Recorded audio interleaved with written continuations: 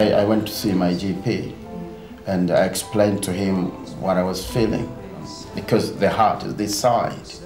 And then I was very concerned because this is the engine of your life.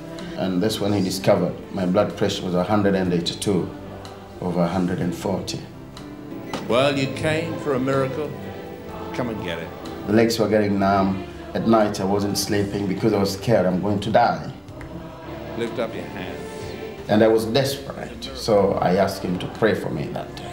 Something just snatched out. It was like electricity, that's how I can explain it.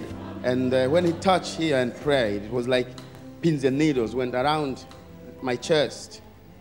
So I went to bed, I just whizzed out, went into the car, and we were so blessed. We say, I don't want to talk to nobody. I just want to go into the hotel and just be quiet with my God. And I just stayed there, and we couldn't go to sleep. We went to sleep. The next morning, the pain is gone, so I was waiting. Is he gonna come? And gonna come. And up to now, the pain is gone. And I had, this is my second day. I carried my daughter from the hotel up to the car.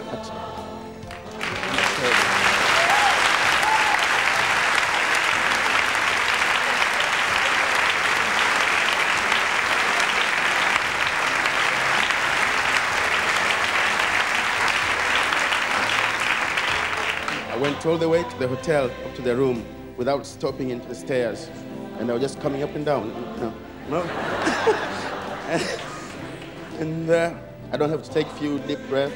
So I'm going on Friday just to have a check and see how I am. And he just says, just go and get yourself checked.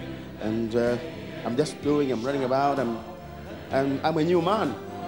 I'm a new man. And